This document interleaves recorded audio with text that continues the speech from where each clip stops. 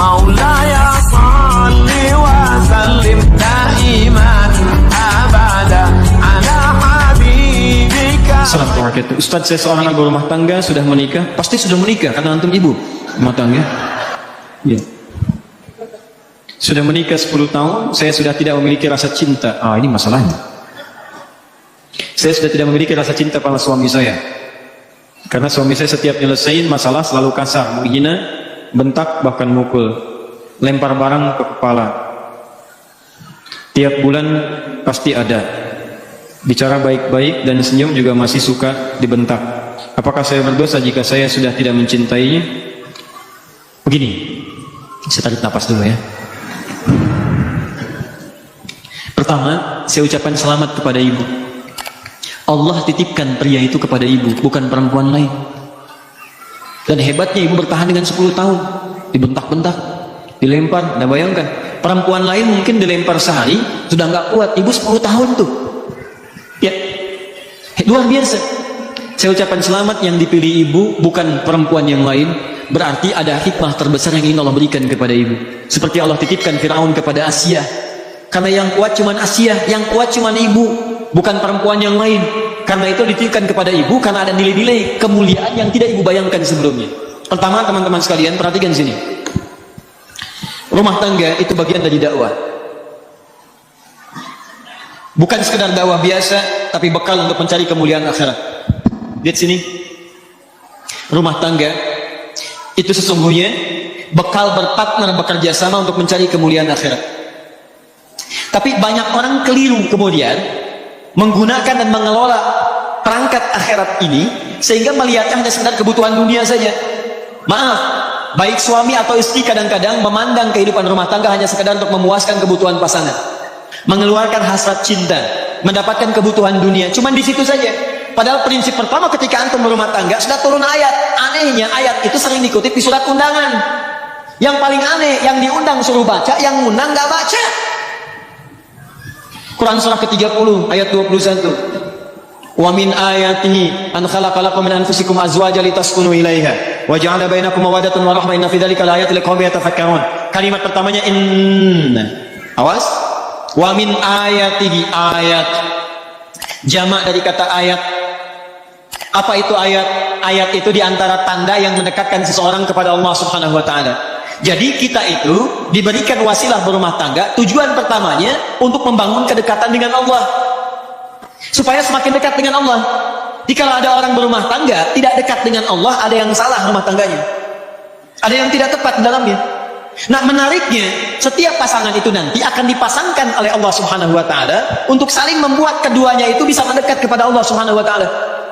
Ada yang tugasnya sampai selesai berumah tangga, salah satunya meninggal. Ada yang sampai pertengahan seperti Asia dengan Firaun. Asia ditugaskan oleh Allah berumah tangga dengan Firaun. Di antara dakwahnya ngajak Firaun, ayo mendekat kepada Allah, ayo mendekat kepada Allah. Apa yang diterima? Hardikan, siksaan, ancaman, yang terakhir eksekusi. Cuman Asia paham, yang ditugaskan kepada saya adalah bagaimana caranya saya mengajak suami supaya dekat dengan Allah. Hebatnya, Allah tidak akan pernah pasangkan seseorang kalau tidak memiliki tugas yang sejajar satu dengan yang lainnya. Artinya apa? Kalau suami dipasangkan kepada ibu sekarang, Allah yakin karena ibu punya kemampuan untuk menjalani itu. Makanya tidak dititipkan kepada perempuan yang lain. Apa yang ibu dapatkan dari situ? Bukankah dalam setiap makian ada kesabaran? Bukankah dalam setiap hinaan di situ ada ketawakan? Bukankah sejak saat itu ibu rajin tahajud? Bukankah sejak saat itu ibu rajin berdoa? Ingat baik-baik, setiap interaksi suami dengan istri, di sana ada peluang pahala-pahala yang bisa didapatkan. Makanya kata para ulama, ketika Anda mendapatkan pasangan berlaku tidak menyenangkan, maka bersabar, itu yang pertama. Bersabar, coba terima dulu itu semua dengan merespon dengan nilai-nilai kebaikan. Cara meresponnya, bayangkan Allah sedang memberikan misi kebaikan yang melahirkan pahala yang banyak bagi Anda. Lihatnya pahala dulu. Ini poin pertama. Jadi kalau Anda sudah berpikir bahwa ini barangkali dititipkan kepada saya karena saya mampu dan ada misi dakwah di sini, barangkali Allah kirimkan yang seperti ini supaya saya mendapatkan pahala dalam pesan untuk mendapatkan surga saya. Kalau cara berpikirnya bukan berpikir yang intimidatif, tapi berpikirnya pada yang positif, Allah sedang menguji saya, maka Anda akan merespon dengan penuh semangat untuk memperbaiki diri lagi. Ini bagian yang pertama. Ya, ibu bukan orang pertama, karena zaman dulu pun sudah ada yang seperti itu. Ada. Jadi kebalik, Bu, istrinya yang susah. Suaminya sabar, dilayani. Ketika tetangganya mengadukan, ini kisah nyata. Ketika tetangganya mengadukan, kenapa engkau bertahan dengan perempuan seperti itu? Dia kan gak baik. Langsung dia menyelah. Akhil karim, berpikirlah yang mulia. Allah sudah dekatkan surga ke rumah saya. Kenapa engkau mencoba menjauhkannya? Lihat cara berpikirnya. Allah sudah mendekatkan surga ke rumah saya. Kenapa engkau berpeluang menjauhkannya? Jangan jauhkan. Karena dia melihatnya ini sebagai surga saya nih. Ya, dia titipkan kepada saya bisa melayani dia. Dia marah, saya dapat kesabaran. Saya doakan dia. Nah, dia berpikir dengan marahnya, pahala diberikan. Dan dia merasa, oh ini mungkin Allah tugaskan pada saya untuk merubah dia. Sampai titik kesanggupan saya. Kalau sampai saya meninggal, berarti di situ akhir pengabdian saya. Kalau di jalan dia membuat saya jauh dari Allah, dilarang sholat, dilarang ini, dilarang itu, maka Allah turunkan syariat yang berikutnya. Apa itu? Ada mediasi. Quran surah ke-4 ayat 34. Komunikasi dulu. Kalau sudah kurang baik, coba berpisah sementara waktu untuk saling merenung. Kalau juga belum ada solusinya, kemudian beri pelajaran yang membuat mengerti.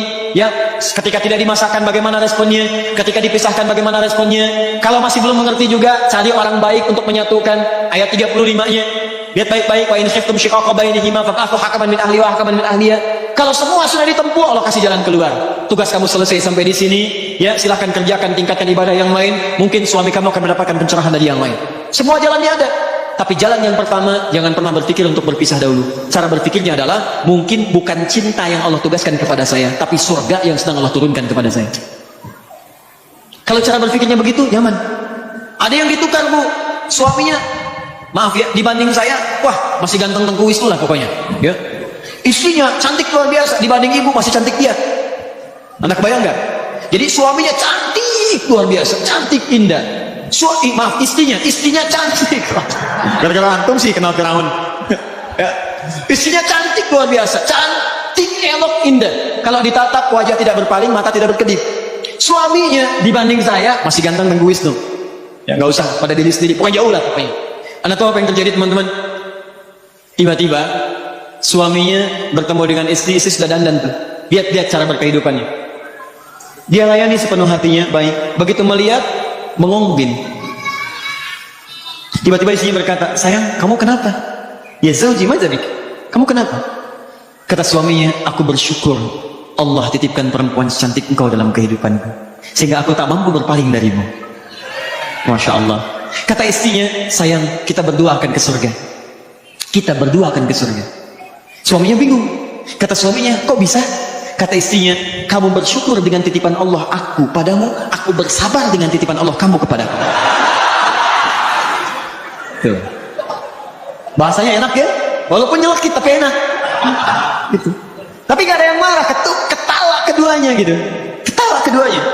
Jadi barangkali dalam hal demikian, pertama ibu melihat dari sisi ukhrawiyah dulu.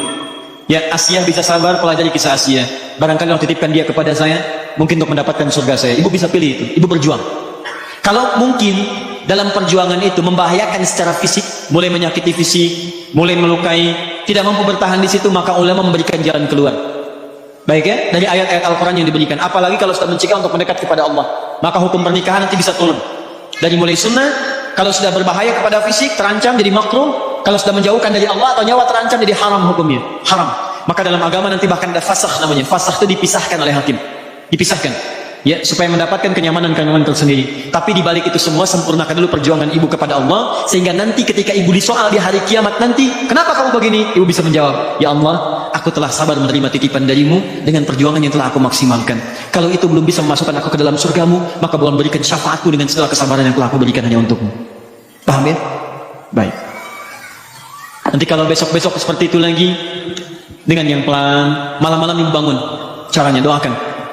Sujud kepada Allah, doakan, minta, ya Allah, engkau tidak titipkan suami ini kepada yang lain tapi kepada aku.